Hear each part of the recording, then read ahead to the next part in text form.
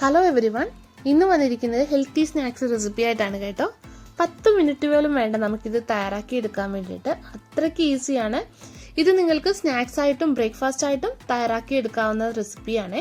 കുട്ടികൾക്കൊക്കെ വളരെയധികം ഇഷ്ടപ്പെടും. പിന്നെ വെയിറ്റ് ലോസ് ഒക്കെ ചെയ്യാൻ ആഗ്രഹിക്കുന്നവർക്ക് ബ്രേക്ക്ഫാസ്റ്റ് ആയിട്ടോ ഡിന്നറായിട്ടോ ഒക്കെ ഇത് കഴിക്കാൻ പറ്റുന്ന ഒരു നല്ല റെസിപ്പിയാണ്.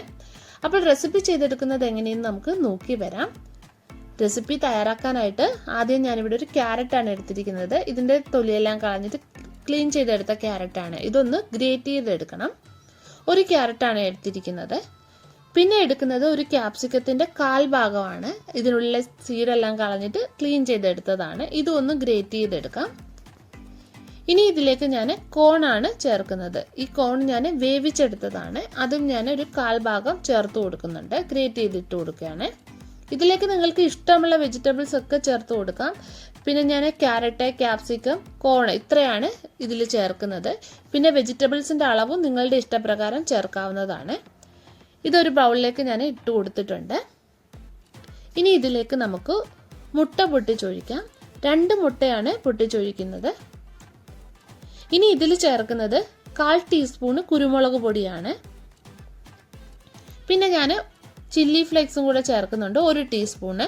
കുരുമുളകിൻ്റെ ചില്ലി ഫ്ലേക്സിൻ്റെ അളവ് നിങ്ങളുടെ എരിവിനനുസരിച്ചിട്ട് ചേർത്ത് കൊടുക്കുക കേട്ടോ. ഇനി ഇതിലേക്ക് വേണ്ടത് പിസ്സ സീസണിങ് ആണ്. അതും കൂടെ ചേർക്കുന്നുണ്ട്. ഇത് ഓപ്ഷണലാണ്, ഉണ്ടെങ്കിൽ ചേർക്കുക. ഇതൊരു നല്ല ഫ്ലേവർ ആയിരിക്കും ചേർത്ത് കൊടുക്കുകയാണെങ്കിൽ.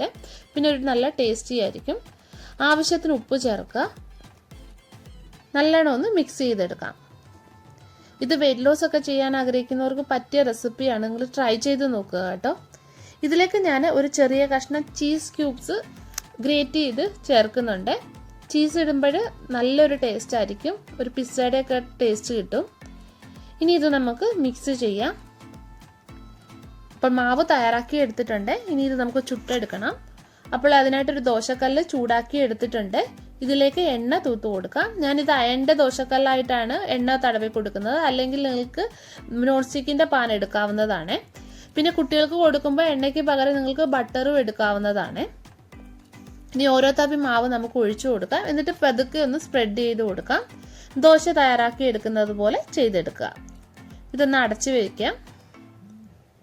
ഇതിൻ്റെ മുകളിൽ നമുക്ക് വെളുത്ത എള്ളും കറുത്ത എള്ളും ഇട്ട് കൊടുക്കുന്നുണ്ട്, ഒരു ഭംഗിക്കൊക്കെ വേണ്ടിയിട്ട്. ഇനി തിരിച്ച് മറിച്ചിട്ടിട്ട് എടുക്കാം. അപ്പോൾ സ്നാക്സ് തയ്യാറാക്കി എടുത്തിട്ടുണ്ട്. ഇത് സൂപ്പർ ടേസ്റ്റിയാണ്. നിങ്ങൾ ചെയ്ത് നോക്കുക കേട്ടോ. എല്ലാവർക്കും ഇഷ്ടപ്പെടും. പിന്നെ വീഡിയോ ഒന്ന് ലൈക്കും ഷെയറും ചെയ്യാനും മറക്കല്ലേ. വീണ്ടും നമുക്ക് മറ്റൊരു നല്ല റെസിപ്പിയുമായിട്ട് കാണാം.